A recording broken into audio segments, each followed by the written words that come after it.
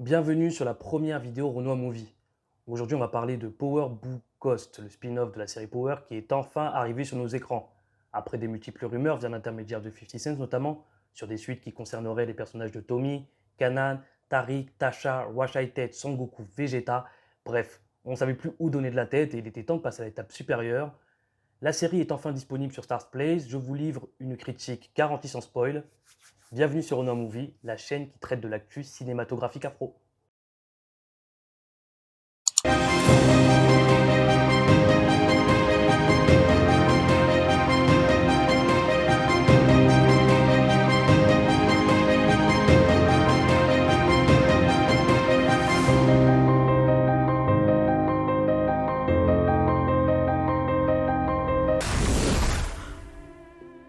Donc on va commencer avec les canaux de diffusion de Power Book Ghost.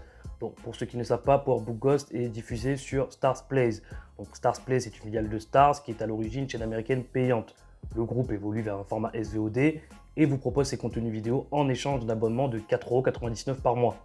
En revanche, ceux qui téléchargent l'application sur leur téléphone via iOS ou Android, le montant est de 1,99 € les 6 premiers mois. Donc c'est vraiment une bonne affaire. Mais à signaler quand même que vous avez toujours les 30 premiers jours gratuits, règles universelles pour toutes les plateformes de streaming. Bref, passons au cœur du sujet.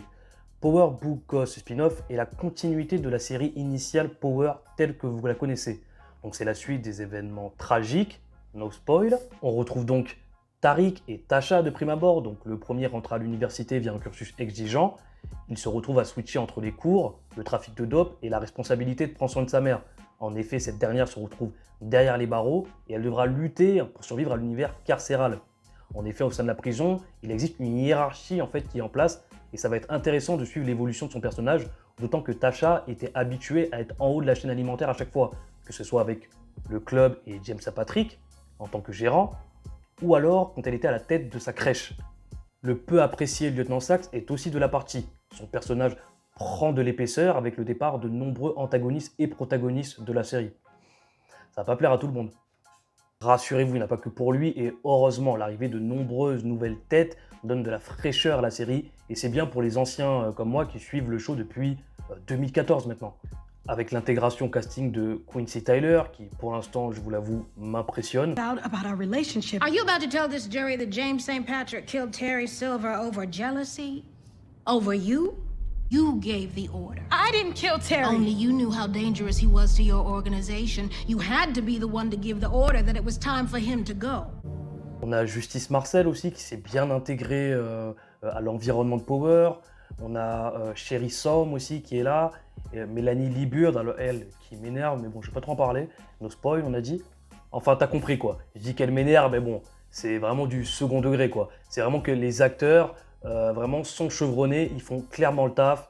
Voilà, ils sont parfaitement intégrés à l'univers de Power quoi. Aussi, la série garde les mêmes codes, donc rassurez-vous, vous ne serez pas lésés. La trame switch toujours entre les personnages principaux et les seconds rôles, et ce de manière soutenue. C'est ce qui faisait la force de la série Power. Ça aura pour but d'alimenter la tension et l'intrigue et les conséquences qui en découlent. Violence, sexe, drogue, complot politique, etc. Finalement, la grande question c'est est-ce que ce spin-off arrive à nous faire oublier le charisme de James St. Patrick ou dans une moindre mesure du sociopathe Tommy Egan? Pour le moment, j'ai envie de te répondre oui et non. Pour faire passer la pilule, la prod a misé sur Mary J. Blige et Method Man, deux grandes figures marquantes de l'industrie musicale. Donc, ce dernier est un puissant avocat de New York, mais je vous en dis pas plus pour le moment, au risque de vous spoiler. Concernant Mary J. Blige, je ne sais pas trop sur quel pied danser pour l'instant. Est-ce que c'est une antagoniste, une protagoniste? On aura des éléments de réponse au fur et à mesure du show. Ce qui est sûr, c'est qu'elle a un passé très sombre. Très sombre. Alors pour ceux qui douteraient du pédigré de Mary J. Blige, elle n'en est vraiment pas à son premier coup d'essai. Ça fait depuis 2001 qu'elle exerce le métier d'actrice en parallèle de sa carrière musicale. D'ailleurs, elle s'est récemment distinguée dans Bodycam, un film d'horreur interdit aux moins de 18 ans, où elle incarne une policière de Los Angeles aux prises avec des énergies hostiles. D'autant que dans la vraie vie, c'est une femme au caractère bien trempé et la prod lui laisse carte blanche comme l'explique dans cette interview. With 50 and Courtney, they allowed me so much creative freedom because when I sat and had the meetings with them, the meetings weren't about me. They were about my friends, the ones I grew up with. So I would tell them these stories about, what went on. and who these women were, and they were just like, you good, you got it. De même pour Method Man qui, lui aussi, pour le coup, n'est pas son premier coup d'essai. Il est là depuis 1997. On l'avait vu se distinguer dans 187 codes meurtres.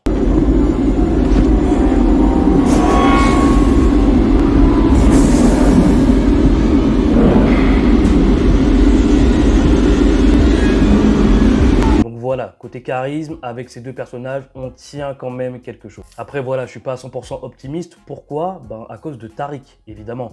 Il a un charisme d'une huître. Enfin, ce que je veux dire, c'est qu'on passe de James St. Patrick, alias Ghost, à Tariq. C'est comme passer d'une Ferrari à une Twingo, en fait. Après, voilà, bien sûr, je grossis le truc. Michael Wayne Jr. est un excellent acteur. S'il nous énerve autant, c'est parce qu'il fait bien son taf. Mais voilà, la pression est quand même maximale sur l'acteur, il ne peut pas le nier. It was definitely a lot of pressure when I first was told that I was going to be, I was going to be lead of one of the series. En tout cas, de ce que je vois, il fait le taf, clairement. Mais voilà, on sent quand même qu'en termes de charisme, il manque vraiment quelque chose. J'insiste dessus parce que même la carrure de Ghost et tout, comment il parle et tout, le fait que ça soit Tariq maintenant qui prenne les rênes, j'ai encore du mal à le digérer. Et d'ailleurs, pour l'anecdote, l'acteur avait quand même reçu 300 menaces de mort suite à ses actes de la dernière saison de Power. C'est pas rien. La pilule a du mal à passer, quoi. Alors, est-ce que je conseillerais à un ancien de Power de se lancer dans le spin-off Power Book Ghost? Clairement, ma réponse est oui. Autre raison, selon moi, de regarder la série, c'est bien sûr la présence de Courtney Kemp. Donc, pour ceux qui ne le savent pas, Courtney Kemp, c'est la réalisatrice de la série, mais aussi la scénariste. Elle est vraiment sur le terrain, c'est elle qui gère tout. Alors, dans l'imaginaire collectif, les gens ont tendance à associer 50 Cent à Power. Alors, c'est vrai en partie, mais c'est vrai pour une question d'argent. Alors, c'est vrai qu'il rapporte des idées, mais c'est Courtney Kemp qui fait le gros du travail en mettant en forme et ensuite en donnant en fait les scripts. C'est pas de minimiser le travail de 50 Cent, sans lui la série n'existerait pas, mais il est important de placer les choses dans son contexte. 50 Cent fait partie d'un groupe de producteurs, et ce groupe de producteurs sert à financer la série. Sans parler du fait que 50 Cent fait la promotion de la série, donc quelque part on associe son visage à Power, ce qui est une fois de plus normal. Si tu es fan de la série Power, pour moi tu devrais foncer, il n'y a pas lieu de débattre. Au moins regarder les 2 premiers épisodes pour te faire un avis. Si Tommy Egan et James St. Patrick ne sont plus là, la production a quand même fait un travail, et je tiens quand même à le saluer, ils ont fait un travail extraordinaire pour compenser l'absence de ces personnages principaux. Néanmoins, et c'est là qu'il faudra être vigilant, je fais le parallèle un peu avec la série Viking, qui elle aussi gravitait autour du personnage central Ragnar Lodbrok, qui lui disparaît tragiquement au bout de la saison 3 ou 4. Car on va parler un peu chiffres, sur la série Viking, quand le personnage principal est mort, on a vu qu'il y avait 2,26 millions de téléspectateurs qui étaient là, et quand on monte un peu, la série a évidemment surfé sur le buzz, et s'est maintenue au-delà des 2 millions. Mais quand on passe donc à la saison 5, alors c'est une autre histoire. Parce que quand on commence dès le début, on voit qu'ils sont à 2 millions, donc ils se maintiennent. Mais petit à petit, les 1 million pointent le bout de leur nez, quoi. Enfin, un peu moins de 2 millions, mais c'est 1 million quand même, donc 1,77 million. Voilà, et ça continue. C'est devenu quasiment une norme. Et on peut craindre que ça arrive à Power Book Ghost, parce que James St. Patrick est tout aussi charismatique que Ragnar, dans un autre registre, bien sûr. Donc on peut s'en inquiéter. Et voilà, donc on arrive à la fin de ma première vidéo YouTube. Donc si tu es resté jusqu'à la fin et que le contenu t'a plu, n'hésite pas à t'abonner à ma page Instagram. On est déjà plus de 1700. Je poste du contenu régulièrement sur les acteurs, actrices, réalisateurs, réalisatrices. En gros, tout ce qui touche à l'univers cinématographique afro. Donc voilà, abonne-toi, prends le train en marche. On est super actifs. Et bien sûr, à ma chaîne YouTube si la vidéo t'a plu. Voilà, allez,